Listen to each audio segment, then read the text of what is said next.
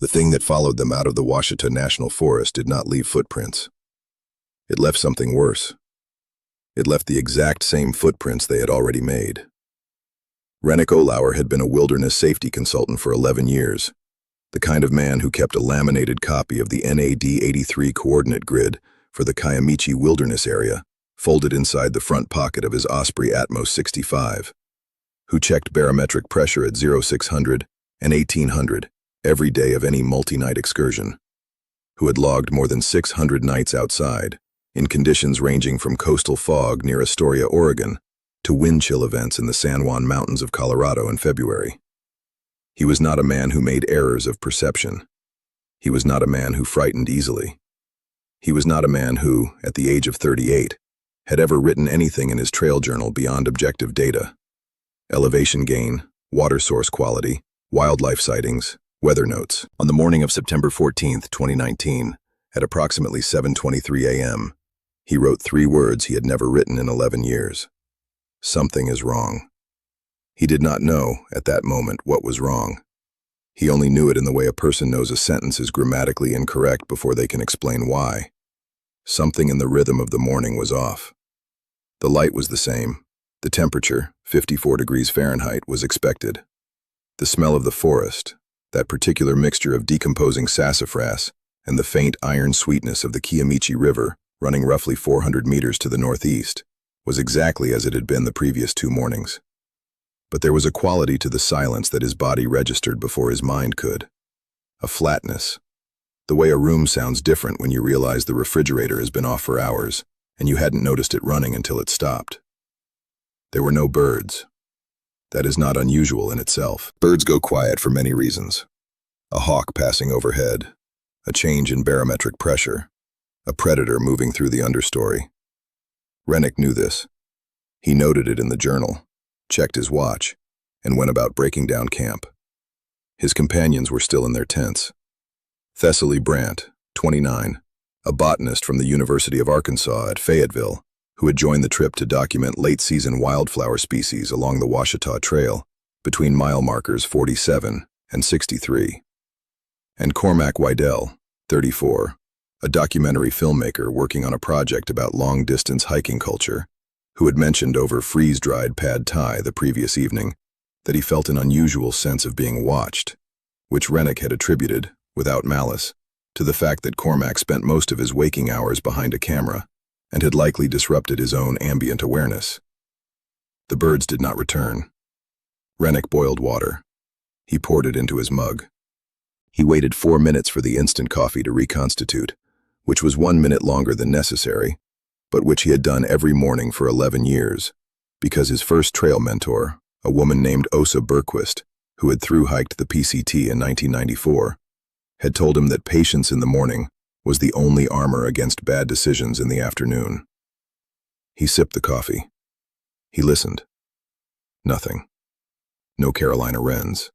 No red-bellied woodpeckers, which had been particularly active the previous morning in the stand of white oaks 30 meters north of their campsite. No distant crows. No insects, which was stranger than the bird silence, because insects in the Ouachita in mid-September are not optional. They are structural. They are the underlayer of everything. Their absence was not a silence so much as a removal, as though something had reached into the air and taken the sound out of it. He wrote, 0723, no bird or insect activity. 54F, barometric stable. No visible wildlife. Listening. Thessaly emerged from her tent at 7:41, already wearing her gaiters, which meant she had been awake for a while. She did not say good morning. She crouched beside the camp stove, accepted the mug Rennick offered, and looked at the trees. "Do you hear that?" she said. "No," Rennick said. "That's what I hear." She nodded slowly. She was a scientist, and she responded to anomalies the way scientists do, with categorization, with the instinct to find the mechanism. She looked up at the sky, clear and pale blue-white through the canopy. No hawk, no owl, no visible reason. "Could be a pressure drop," she said. "Barometer's stable." She nodded again and said nothing else. Cormac came out at 8:04, assembled his camera before he fully stood upright, a habit so ingrained it seemed involuntary, and immediately said, "It happened again." He looked at Rennick. "That feeling. I had it all night. I kept waking up and it was there." He paused. "Is it quiet to you?" "Yes," Rennick said. They broke camp efficiently. By 8:45 they were on the trail, moving northeast toward their planned campsite near Horse Thief Spring, 9.3 miles out. The trail was in good condition. Cormac filmed. Thessaly stopped twice to photograph specimens. Rennick walked point and kept his pace at approximately 3 miles per hour, counting his steps as he always did in the first mile to calibrate to the terrain. He was at step 412 when he noticed the footprints. The trail surface in the section between mile markers 49 and 51 was soft, a combination of recent rain and the clay-heavy soil of that drainage, and it held impressions well. Rennick's boot was a Salomon X Ultra 3 GTX, size 11, with a distinctive chevron lug pattern on the heel. He knew this pattern well. He recognized it the way he would recognize his own handwriting. The prints in the trail ahead of him were his, not similar prints, not prints from another hiker with a similar boot. His prints. Same size, same pattern, same depth, same gait interval, same slight outward supination on the right foot that a podiatrist had pointed out to him in 2014, and which he had never fully corrected. The prints were moving in the same direction he was moving, northeast. He stopped. He measured the interval between prints with his trekking pole. 71 centimeters, heel to heel. His stride. He looked back at Thessaly and Cormac, who had closed the gap. He said nothing. He pointed at the ground. Cormac filmed the prints. Thessaly crouched beside them. She did not touch them. "Are those yours?" she said. "They match mine." "How far ahead do they go?" Rennick looked up the trail. The prints continued as far as he could see, perhaps 40 meters, before the trail curved right around a stand of shortleaf pine and disappeared. He looked behind them, back the way they had come. No prints. The trail behind was clean. Only 3 sets of tracks. His, Thessaly's Merrill Moab 2, and Cormac's Keen Targi. No 4th set. No prints that matched the ones ahead. "I don't know," Rennick said. He wrote, 0903, mile marker 50, approx. Trail prints matching my boot pattern present on trail ahead. No other explanation yet. Continuing. There was a mechanism for this. There had to be. Another hiker, same boot size, same gait, who had passed through within the last 12 hours, and whose tracks happened to resemble his. He knew this was unlikely. The convergence of boot pattern, size, gait interval, and supination angle made it statistically near impossible. But he held it as the explanation, because it was the only explanation that existed inside a coherent world. And Rennick was, at his core, a man who required coherence. They walked through the prints, obliterating them, adding their own on top. The trail curved around the pine stand. Beyond it was a long, open stretch along the ridge above the Kiamichi drainage. The surface here was drier, more compact, and held prints less clearly. Cormac had lowered his camera. He was walking differently, not faster but more deliberately, with the attention of someone listening hard for something.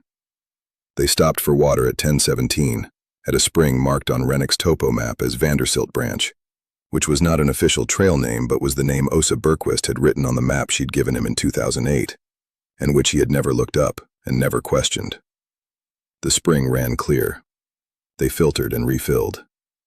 Cormac sat on a rock and looked at the tree line across the drainage. He had not said anything for more than an hour, which was unlike him. Cormac Weidel talked constantly when comfortable, a continuous, low-grade narration of everything he observed, a professional habit that had over 3 days become ambient noise Rennick no longer registered. The silence from Cormac was loud. "I'm going to say something," Cormac said, "and I need you not to tell me I'm being irrational." Rennick waited. Whatever made those prints was not behind us. It wasn't ahead of us either. He looked at Rennick. There were no prints behind the last tree cover when we came around the bend. I checked.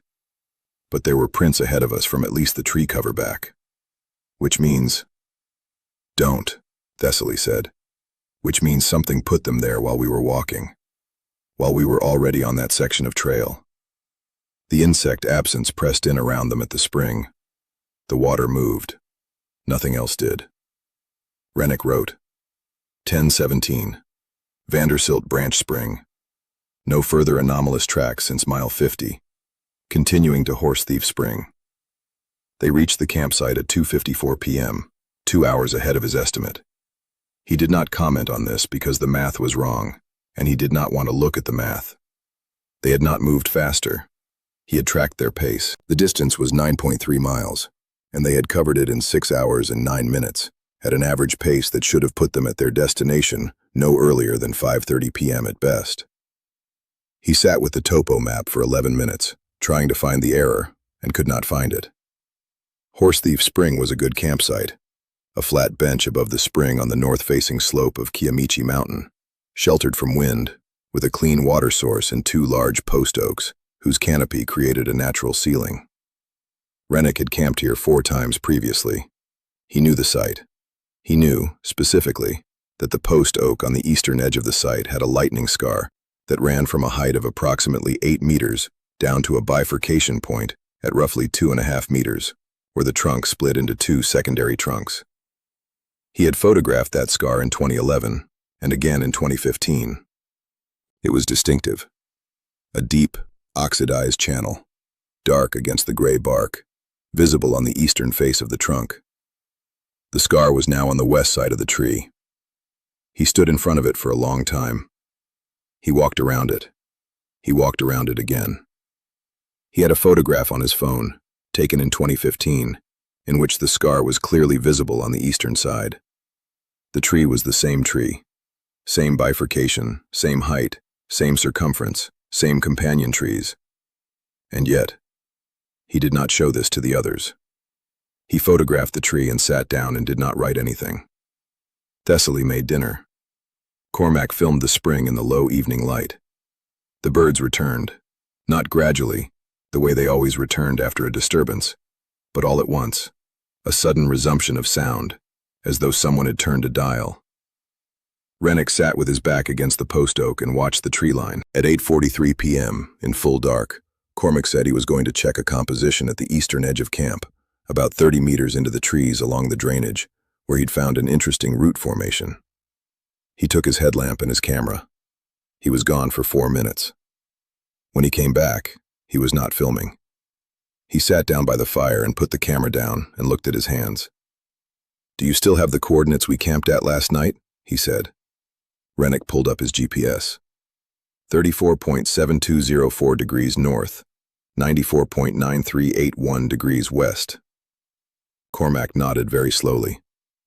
"That's what mine says too." He held up his phone. The screen showed the same coordinates. "That's also what my GPS said when I was standing at that root formation, 30 meters east of here." He put the phone down. "That's impossible." "GPS can drift," Thessaly said. "Both of them? To the same wrong coordinates? 30 meters apart?" No one answered. Rennick looked at the tree line. He thought about what his instinct was telling him right now, which he did not want to write down. He wrote anyway. 2051. GPS anomaly. Both units displaying previous camp coordinates. Scar location inconsistency noted on East Post Oak. No mechanistic explanation currently available. Reassessing. That night, somewhere between 1 a.m. and 2 a.m., he could not determine the exact time because his watch had stopped, and his phone showed 7:23 a.m., which was the time he had written his first note of the day. Rennick woke to footsteps outside his tent. Deliberate, unhurried footsteps on the dry leaf litter around the perimeter of camp. He lay still and listened to the interval between steps. Approximately 1 second. Slightly irregular. The way a person walks when not trying to maintain a specific pace, just moving in a loose circle. The steps continued around camp without slowing. He counted them. He reached 97 before the silence came back. Not a silence. An absence. The same one from the morning. The insects gone, but now deeper. A subtraction of something beneath the previous subtraction. A quality he could not name and did not want to name. He did not open his tent. He lay on his back in the dark and breathed in through his nose and out through his mouth, which was his technique for managing physiological stress responses, which he had taught to clients for a decade, and which worked, and which was not the problem. The problem was the smell. It was not an animal smell, not decomposition, not rain on leaf litter or the iron mineral smell of the spring. It was coffee. Instant coffee, slightly too strong, with the specific bitterness of a reconstitution left 4 minutes instead of 3. His coffee. From that morning. The smell was present and absolute and recognizable, and then it was gone. And the silence folded back in and did not leave again before dawn. At first light, Rennick checked the perimeter. There were no prints. None. The leaf litter around the camp was undisturbed. He walked the full perimeter in the pale gray pre-dawn light and looked at every square meter of ground around the site and found nothing. Not on the trail in either direction. Not on the spring bank where soft mud should have held even partial impressions. He woke Thessaly and Cormac. "We're leaving. Pack everything. We're moving now." Thessaly looked at his face and did not ask questions. Cormac asked one. "Back the way we came?" "No," Rennick said. "We go forward. Eastern terminus. Talihina Road trailhead. We add 4 miles and we get off this trail." "Why not back?" He did not want to say that he did not want to walk back through whatever was behind them. He said, "Because it's faster." This was not true. They packed in 18 minutes, faster than any break of camp in Rennick's career. They were on the trail by 6:02 a.m. The light was thin. The birds were silent again. For the first 2 miles, nothing happened. The trail was familiar. He moved through its landmarks correctly. The double creek crossing at the base of Kiamichi Mountain's eastern slope. The exposed sandstone shelf at mile marker 58, where you could see south toward the Broken Bow Lake watershed. The tight switchbacks at mile 59 through the cedar break. He noted each one in his journal as he passed. The data matched. At mile marker 61, he stopped. Ahead of them, the trail made a left-hand turn around a large red cedar. He knew this turn. He knew what was on the other side of it. A long downhill run through young hardwoods, maybe 200 meters, leading to the final creek crossing before the Talihina Road trailhead. He had been here before. He was certain. He did not know why he stopped. He stopped because something in his body told him to. Some calculation he could not access consciously. Some pattern his perceptual system had recognized before his forebrain could catch up. He stood at the turn and did not move. "What?" Cormac said. Rennick listened. The birds were silent. The insects were silent. The air had the flat quality he now knew was not a quality of air at all. It was the quality of something present that had no sound to give. From the other side of the cedar, very faintly, came footsteps. Deliberate. Unhurried. The same interval he had measured at the perimeter the night before. Approximately 1 second. Slightly irregular. Moving in a loose circle. He did not look around the cedar. He turned around. "We're going back," he said. "You just said, right now." They went back, not running, because Rennick understood that running was a decision with consequences he could not calculate. A signal sent in a direction he could not control. But moving with urgency, covering ground efficiently. And Rennick kept his eyes forward and verified each landmark in the journal and did not look behind him once. In 4 miles, from the cedar at mile 61 to the western trailhead at the junction of Forest Road 6010, where they came out of the trees at 10:11 a.m., into a gravel parking area where his truck was parked, and 2 other vehicles were present, and the sound of a radio playing from someone's open window was the most beautiful thing he had ever heard. He drove them out. He did not speak for the first 40 minutes. Cormac did not film. Thessaly looked out the passenger window. At a gas station in Talihina, while Cormac was inside and Thessaly was on the phone, Rennick sat in the driver's seat and opened his trail journal to the last page. He read through 3 days of notes. Dates, coordinates, temperatures, trail conditions, wildlife observations. A clean record. Objective. The kind Osa Bergquist had told him decades ago, was the only honest account of what actually happened out there. He turned to a fresh page. He uncapped his pen. He wrote the date and time and location. Tallahena, Oklahoma, 10:53 a.m. He sat for a long time. He wrote, "Conducted standard 3-day survey of Ouachita Trail, mile markers 47 through 61, September 12 through 14, 2019. Trip concluded early due to developing group safety concern. No injuries, no wildlife incident, no mechanistic explanation for observed anomalies. Recommend further investigation." He stared at the last sentence. He crossed it out. Cormac came out of the station with 3 bottles of water. He handed one through the window to Rennick. He looked at the journal open on the seat. He looked at Rennick's face. "Are you going to tell anyone?" Cormac said. Rennick thought about his 11 years of objective documentation. He thought about the photograph of the lightning scar on the east side of the post oak, and the scar he had stood in front of at Horse Thief Spring, which was on the west side. He thought about the GPS coordinates that placed 2 points 30 meters apart at the same location. He thought about footprints with his gait, his supination, his stride, preceding him on a trail where they could not have been. He thought about 97 counted steps circling his tent in full dark, patient and rhythmic, and the smell of his own coffee rising from outside a zippered door. He thought about the sound on the other side of the cedar at mile 61, which had been his sound, his pace, his slight irregularity, moving in a loose circle and waiting. Not hunting, not threatening, simply waiting, for him to come around the tree. "No," Rennick said. He closed the journal. He did not open it again for 6 months. When he finally did, on a Sunday in March 2020, sitting at his kitchen table in Fayetteville with the specific intention of writing his formal trip report for the Ouachita Trail Association, he opened to the last entry and found below the crossed-out line, in handwriting that was not precisely his and not precisely anyone else's, the letters slightly wider, the pressure on the pen heavier, the tilt of each character 2 or 3 degrees off from his own, 2 words he had not written. He did not read them aloud.